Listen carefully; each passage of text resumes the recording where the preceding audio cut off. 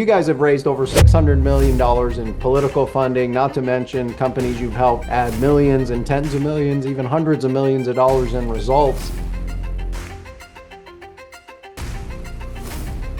Let me ask you a question. What would happen for you if you could tap into a $5 trillion conservative market, or similarly, a faith-based market, or just a market that was aligned in your brand values? How would it impact your ability to grow your business?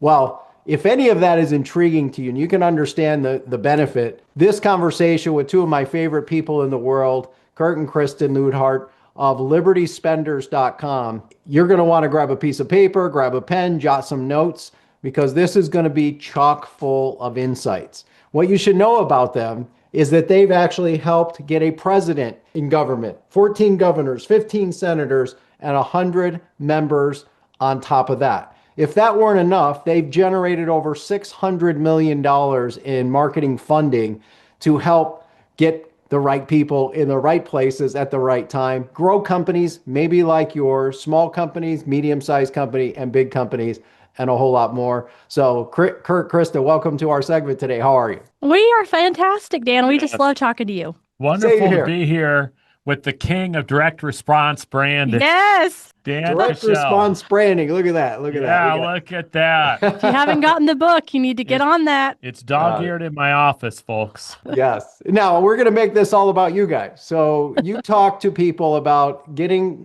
in front of the right kind of values-aligned businesses, founders, CEOs, customers, right? And you guys have a unique way because you've got access to certain types of data where you can help people actually through your business, get them in front of the $5 trillion market, conservative or faith-based buyers. Talk about how, before we cover that, what are some of the big mistakes that you see most brands, most business owners making in their marketing or messaging in the first place? I'm curious your take on this. Well, that one's easy for me. Kurt may have his own spin, but they try to appeal to everyone. Oh, yeah. I noticed that a lot. And even for big mega brands, you really can't get away with doing that effectively. You can expand out as you get bigger. But for most businesses, they're trying to do that. They're trying to appeal to everybody, which in my opinion really means you appeal to no one. And I think especially now in not only a crowded market where competition is insanely fierce, where you have so many options for marketing messages that you can tune out.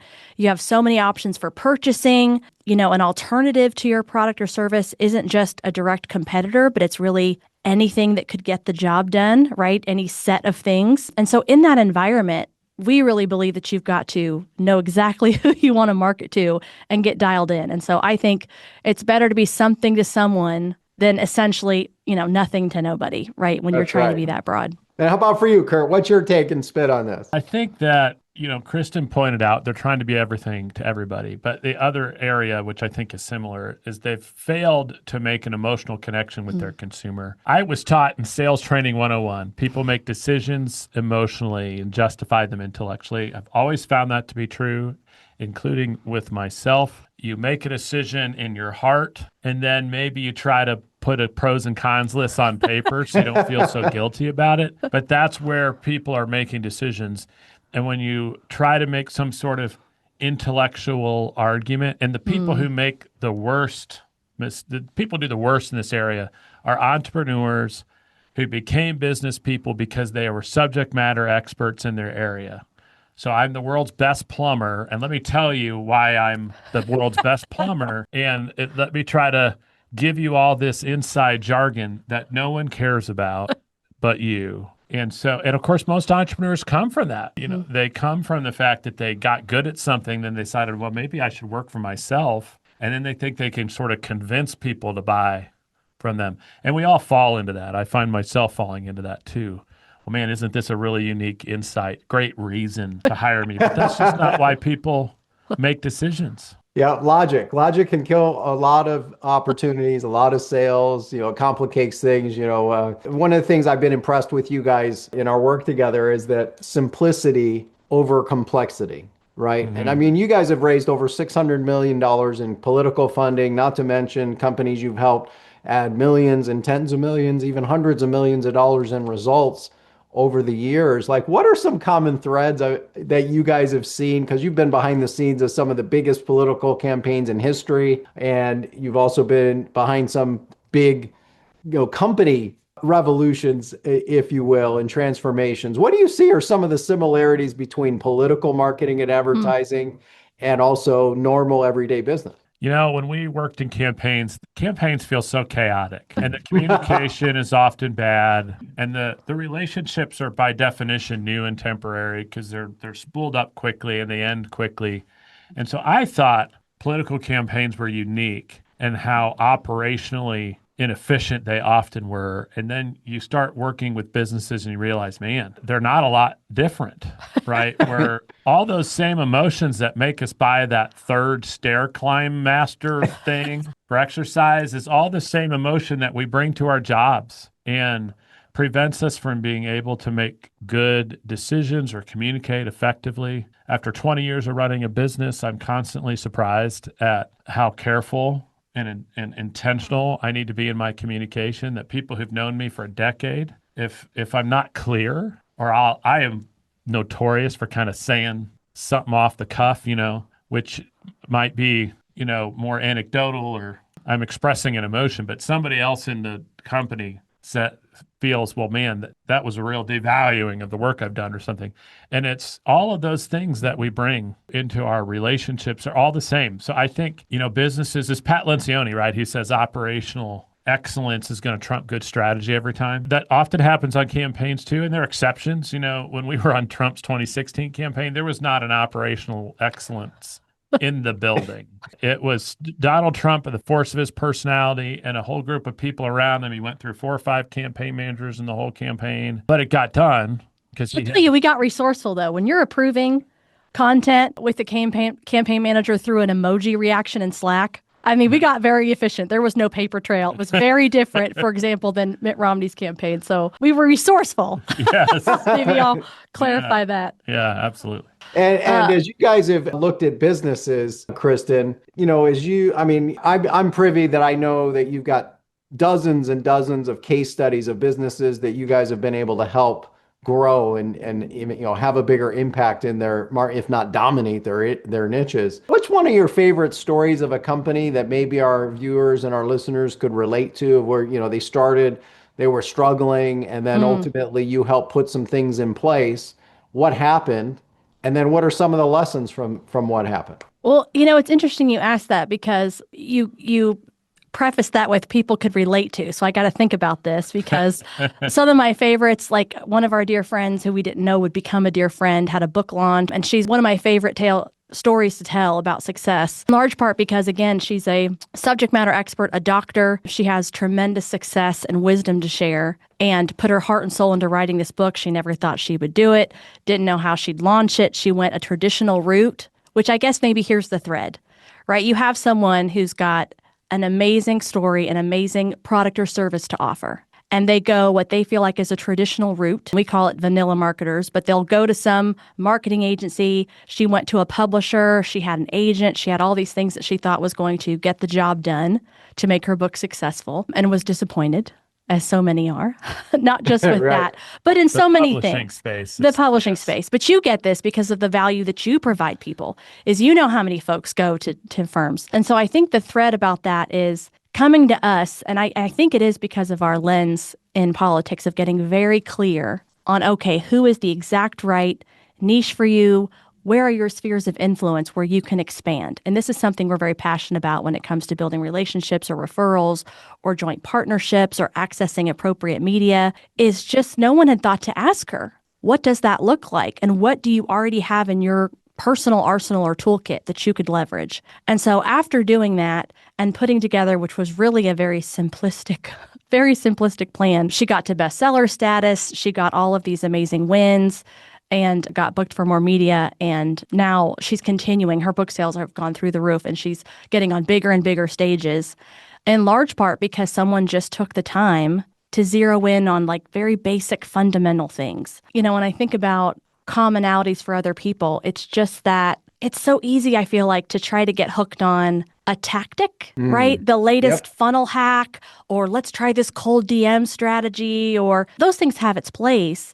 But ultimately, have you really thought about who's a right fit? Who do you want to reach? What's your message to them? Because it's those foundational things that make everything else be exponential, in my opinion. And what I love about both of you is just the integrity, and we haven't talked about some of what we're talking about directly. No. It's just been indirect.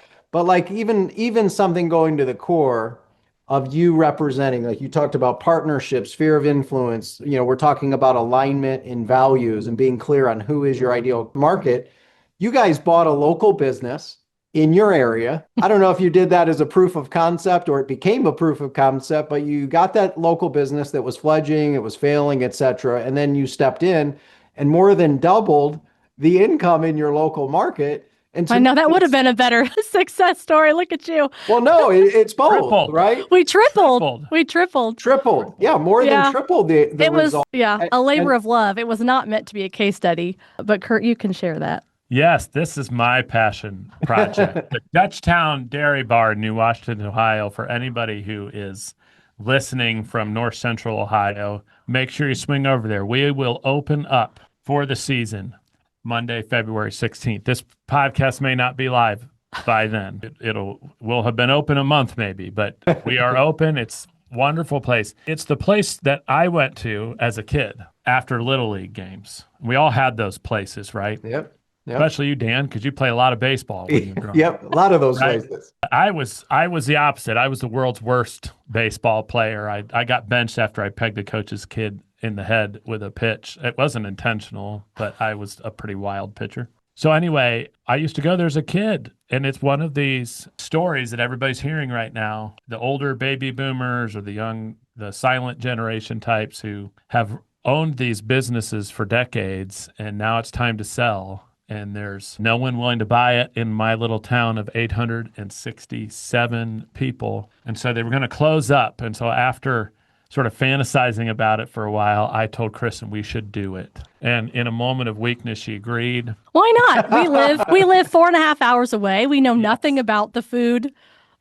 business, ice cream restaurant. So what could go wrong? Nothing. What could go wrong? What could go wrong? Figure it out. It's been great. So the good news is, yes, we've tripled the revenue. Okay, that's the good news. The bad news is, even with tripling the revenue, we have room to grow before we make a little money at it. Well, we pay everyone, but I mean, there's a lot of reasons for that. But yeah. Well, it's a small town. Yeah. Tripling the revenue means we're at $300,000 annually, or a little over that, which for a restaurant is still very small. A walk up. But it's super fun, and it's been a great learning experience. We also got the opportunity to buy the gas station that's across the street. That's been more interesting. I'm now certified as an underground storage tank, but you learn new things. We had a toilet blow at that place, and then I just got sent a picture by my person on site. Looks like somebody rammed their car into the island where the pumps are. So it looks like we're going to be spending some money doing concrete repair. These were not on our bingo board for this year, but it's really, really fun. And I get to learn something about each business. It's Jay Abraham who says sometimes your best ideas for your current business come because you learn other people's businesses and you can copy what people do in some other industry. Yes. And Yep. We're serious about our texting campaign with our loyalty members at the Dutchtown Dairy Bar. yes. And now, again, that's nothing new for anyone in that space. But I got excited I thought, well, I know all about texting. I've done this for, massive campaigns. I can do this for our little ice cream shop. But yeah, we love it. And we're very happy with the success there. Wonderful. It's wonderful. And speaking of, your business journey, you've had so many turns from, politicians in office to small business and then everything in between. What are some of the things that you see that are working right now that give, small business, medium businesses a chance to really level up, upgrade, evolve? It's almost hidden in plain sight, guys, that a lot of people are not really fully leveraging to the best of their ability. What would you say to that? What are some of the things you see? What I would say right now, and this is our core teaching, our core promise, because I believe it at the core of our being, the most interesting thing happening in marketing right now is the percentage of the American public who are now including values alignment in their decision-making process when they do business with a company. And that would not have been true 15 years ago. I couldn't have told you if Pepsi gave money to Republicans or Democratic candidates, or if they cared about any sort of policy, right, left, or indifferent, or if they supported faith causes. But now that's a top question on the minds of so many people. And we don't have to look far to see examples right now. You know, these are kind of funny examples and big ones. Just 2-3 years ago, the population that owned Teslas were based in San Francisco and LA and California, and were leaned predominantly left, and you wouldn't run into Teslas a lot in Columbus, Ohio, and Indianapolis. Now it's the opposite. A recent poll says that almost the entire customer base of Teslas right now are people who lean conservative, and that doesn't have anything to do with the quality of the vehicle or whether or not it's saving the world. In fact, arguably, you would say that somebody who leans left, more pro-environment, and should be more interested in an electrical car, but they're now asking value statements when they make a purchase. And they're out there selling their cars at less than what they're worth because they don't want to be associated. And Republicans are now like, I'm not drinking Bud Light anymore. This is happening for these big brands, but it's also happening in your hometown. If you're the local landscaper, contractor, people are asking these questions. How do I trust these folks? Who do I trust? There's so much misinformation out there. Marketing now doesn't even have to be real. You can have a fake Dan Kuschell out there pitching your products, an AI version. We don't know what we're watching is true. Are the videos we're seeing on the news, are they edited? Are they partially modified? And so consumers are looking for shortcuts to trust. They're looking for shortcuts to make a decision, and they're looking right now at values. So if you're a brand right now and you're thinking, I need to break through in a tough market, I need to find a way to differentiate, make myself a little different, I would start being open to talking about your values, who you are as a human being. And some of those values, it's okay if they're not universal, right? If we're people of faith and we like to do business with people of faith. So that means there's some people who might feel like, well, that Kurt Luidhardt guy isn't my cup of tea. And that's okay. Right. But it could be like Kristen was saying earlier, and you referenced earlier, it doesn't have to be one particular side or the other, but customers are really looking for values as a shortcut to making decisions. So that's the thing that's out there that you sort of know in the core of your being, but you've never thought about applying it to your business. And as you're watching or listening right now, like what would happen if you really leaned into focusing your messaging, focusing your communication on values alignment, accelerating trust, being the one that people knew stood for something. Yes. Something important, valuable, and values along with trust in this process. Now, Kristen, one of the ways that you guys help people accelerate trust, get aligned in values, is you guys are very intentional about bringing people together actually to explore partnership, the peer effect, do deal making, create strategic, ventures, and a whole lot more with unique events that you host in a variety of different ways. As you guys have done these events and brought people from venture capitalists, billionaire markets, all the way down private equity groups, as well as people, everyday people like we're talking about through this conversation.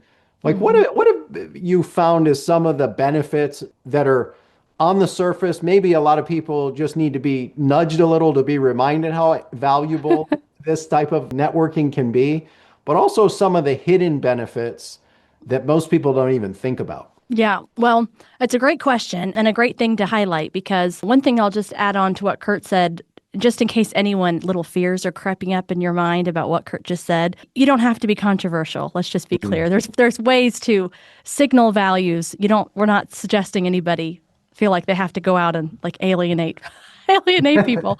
So I just want to make that little note, because there's somebody out there saying, whoa, that's scary. There's a lot of ways to do it. But to your point, I think for us, this was something that in an earlier question that popped in my head about what is similar, what have we noticed? And that is just the power of your network, right? Your network is your net worth. There's that, expression that people throw around. But I find that can be ring hollow and be empty if you're not intentional about it. And if you don't have some kind of a systematic way to follow through. And so to your point, you're teeing it up for me. We have discovered this because we've always we've had over a dozen businesses that we've had and founded and profitably exited a few and then had several that were colossal failures, as many entrepreneurs experience. But we have always loved utilizing relationships, joint ventures, referrals. We just find that you can go further, faster that way. And so what we have noticed and pivoted in these last couple of years is just that there are people that do networking when air quotes, or you'll go to one event and you trade business cards, or you maybe go to Strategic Coach, which is an amazing group, or you're in some other masterminds or something, or it's just your local BNI.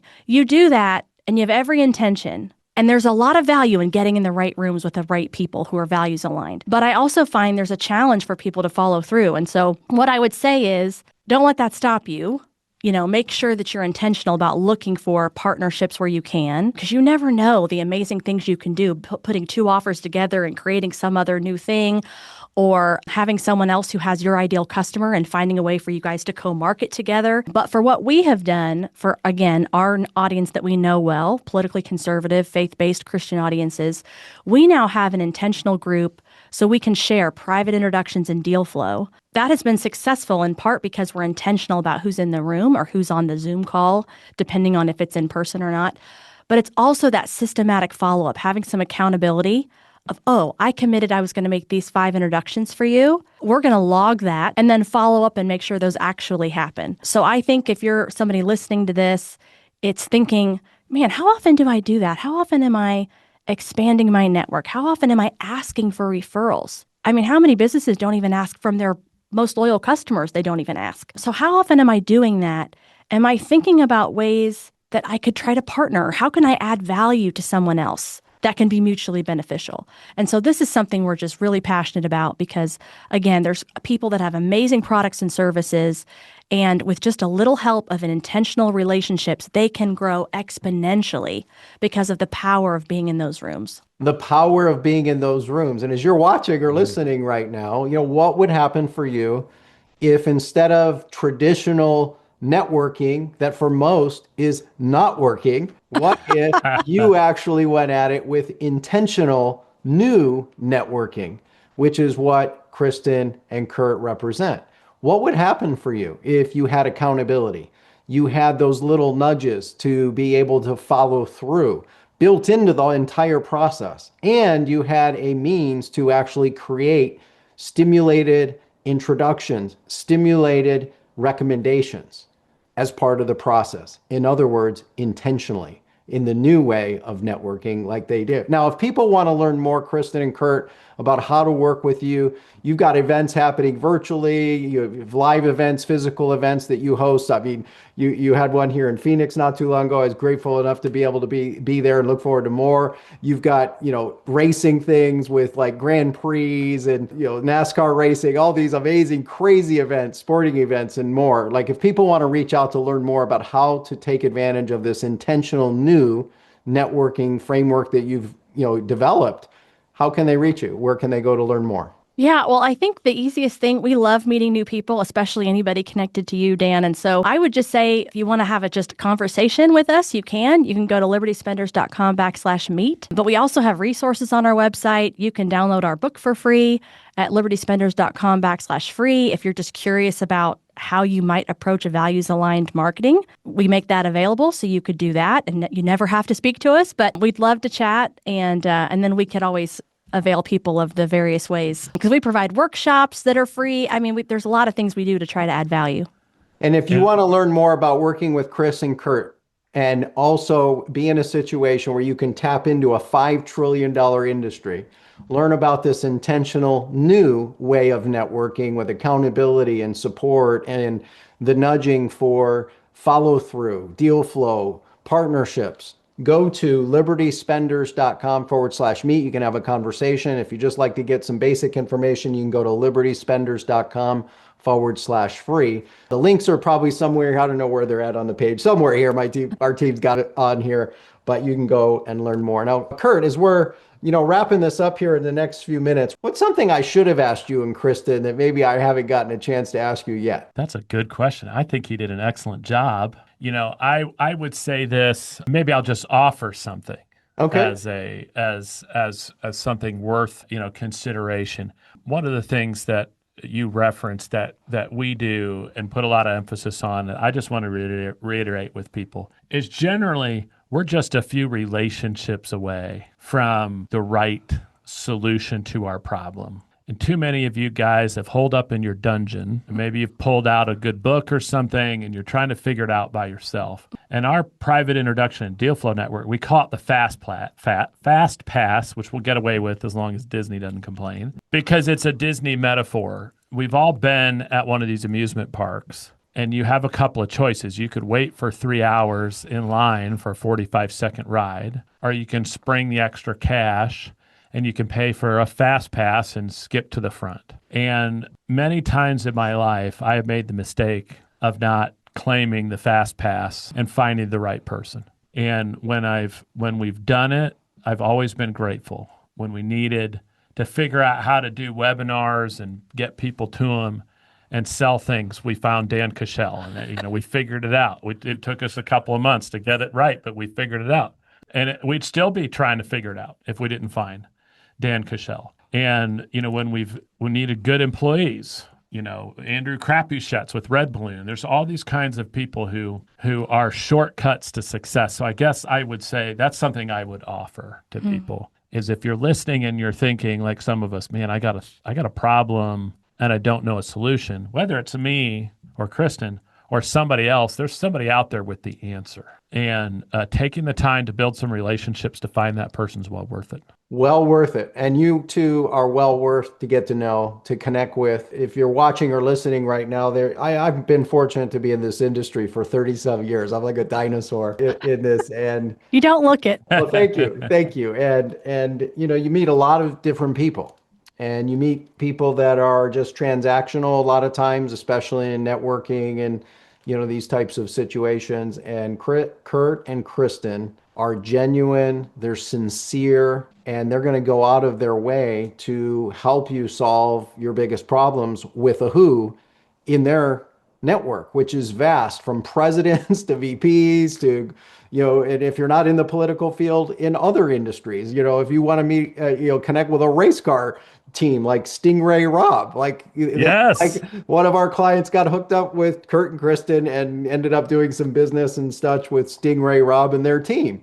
And who would have thought, right? But exactly. If you're looking for someone that is a catalyst for good and connecting good people with good people that are aligned, I implore you to go deeper, to learn more about how Kurt and Kristen can help you. Again, you can go to libertyspenders.com/meet or check out some of their other resources at libertyspenders.com/free.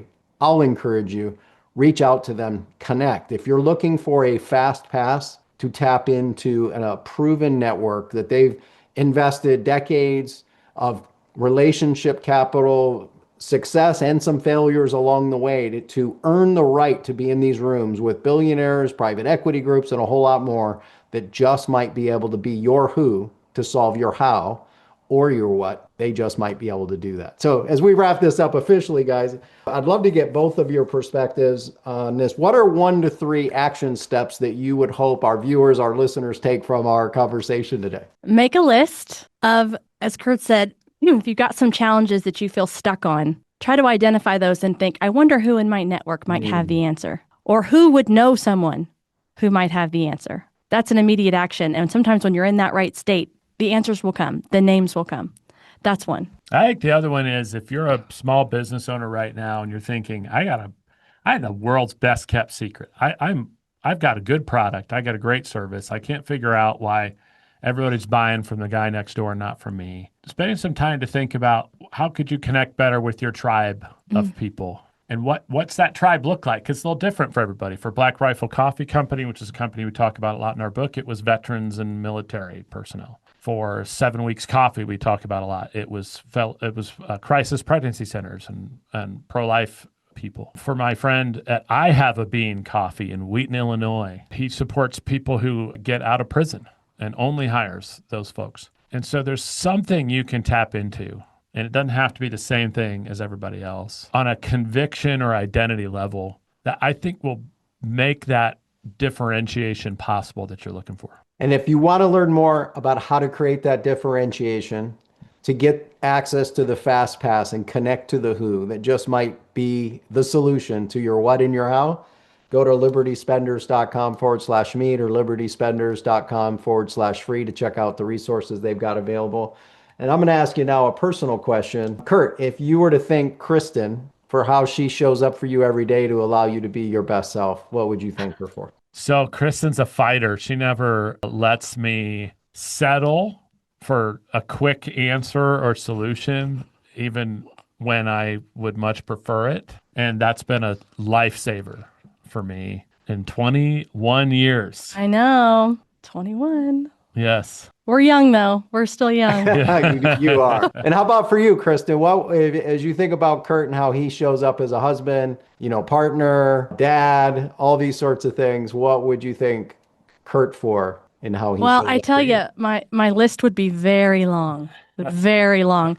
So many people talk about the men who like married up with their wives. And I got to tell you, I hit the jackpot. I just hit the jackpot. He is extremely patient because I do have a questioning nature. It's one of my superpowers. But if I don't channel that tone just right, that can be a strain.